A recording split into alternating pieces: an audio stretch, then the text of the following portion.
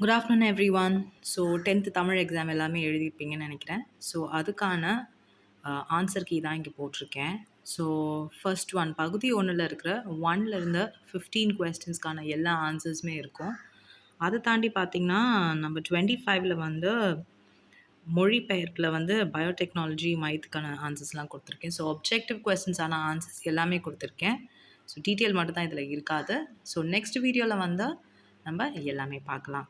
So all the best. அடுத்த exam இங்கிலீஷ்க்கு நல்லா prepare பண்ணுங்க. தேங்க்யூ.